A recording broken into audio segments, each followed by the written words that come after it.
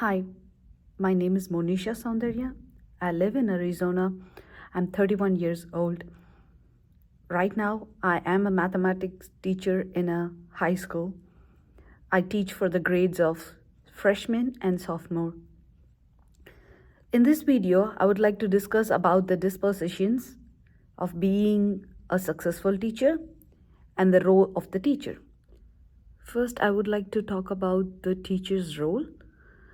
A teacher's general role in supporting learning includes teaching the material from the curriculum, evaluating the students by grading, tests, and other assignments. It is also important for the teacher to find that the objectives are met for the day.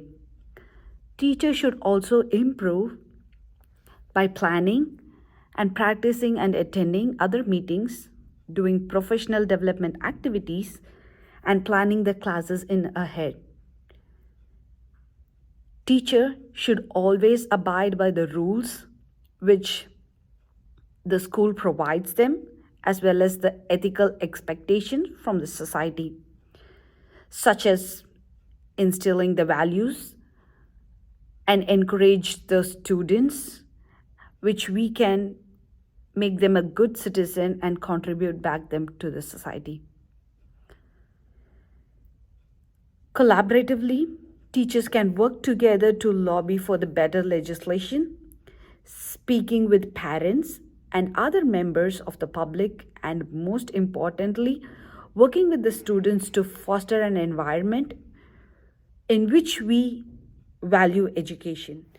Secondly, I would like to talk about the personal bias having on teaching and learning. Having a personal bias can hinder a student's ability to feel safe in a classroom, making difficult for the students to enjoy the class, certain classes, and some school. Sadly, some students are categorized and labeled before the first day of the school. Favoritism in the classroom can be seen and fundamentally unfair and contribute to the inequalities that affects the student's success and failure. Such favoritism can have a negative impact on a teacher's reputation. Students who are not favored are likely to be developed negative attitude towards the teacher and perhaps towards the school. As a teacher, we don't always have to say in decisions that we are made in building, pacing our curriculum, or the content of the professional day. But we do have a lot to say about what happened within the walls of our classroom and whether all our students feel welcome, safe, and successful. We have the power to address the bias that impact our students throughout the school day and work to resolve the stereotypes and threats of our students face. Each of us have to work and address this stereotype threats our students face, whether based on race, gender, learning difference, sexual orientation, or religious. There are few strategies to contributing the bias in my classroom would be checking my bias, checking my bias, checking myself.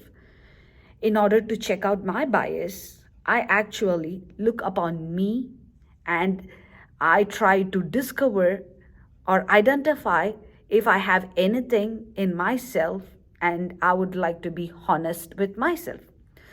So through this process, we can identify the bias are ensured and they do not have placed in the classroom. Second, to create a welcoming environment free from bias. As an educator, we set tones in our classroom as a student act in a way we all allow them.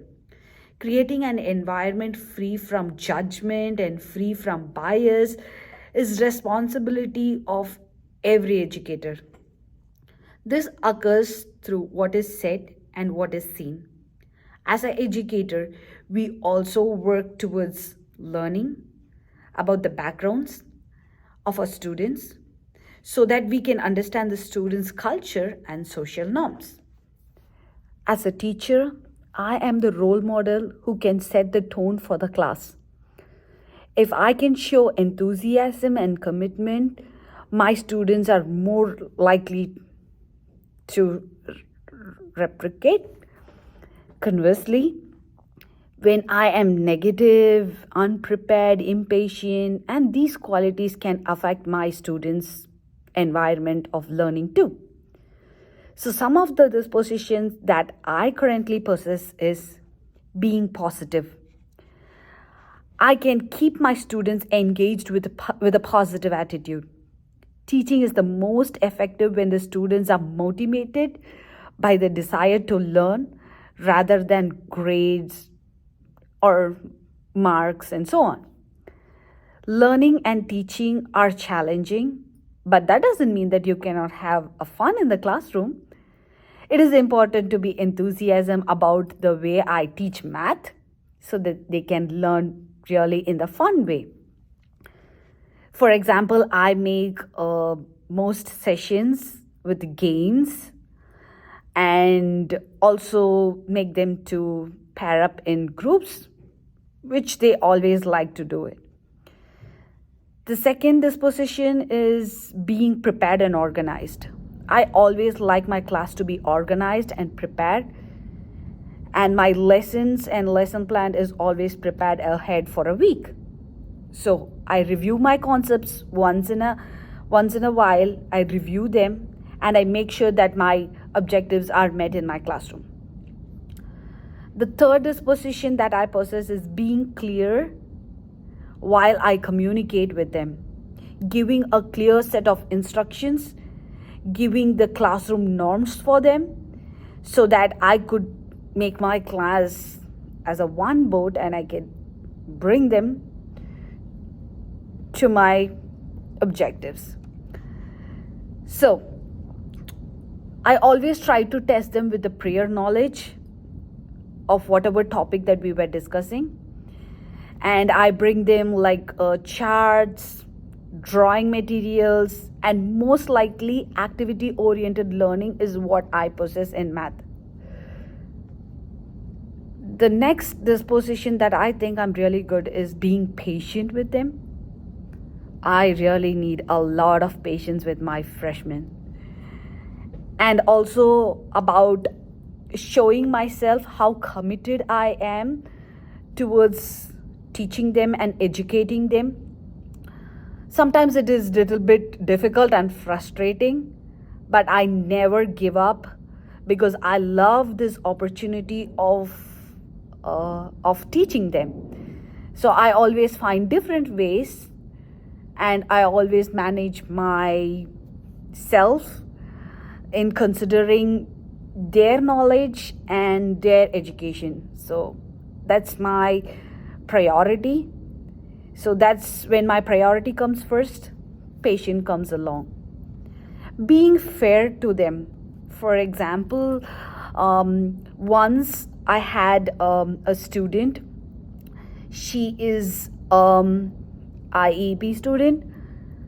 So I had to deal with her in a different method of teaching and being fair to her while taking the test. So she needs assisting materials and so on. So I cautiously look for the students and I make all my lesson plans as well as my worksheet separately for them. So I think that doesn't lose my credibility, but still that works towards my goal. My goal is to be a successful teacher. My goal is to make my students learn. So these are some of the dispositions. Third, I would like to talk about reflecting my own professional disposition. Professional integrity is one of the most important of my teaching career. So maintaining my integrity will make me a respected teacher, valued by my colleagues, students, and their parents alike. Taking responsibility is one of the very best thing, rather not to beat myself. A responsible person is always cautious and always well planned. So me taking responsibility, I'm always cautious and well planned about all those things. So even if I make mistakes, I I always take responsibility for them. So in conclusion, integrity is the bias of social harmony and action. When we as a teacher display integrity in the classroom, it leads the student in our students learning environment. When students learn integrity in the classroom, it helps them to apply these principles to other aspects in their lives. As an educator, we have to recognize the students we teach today so that we make good leaders in our society tomorrow. With that being said, thank you.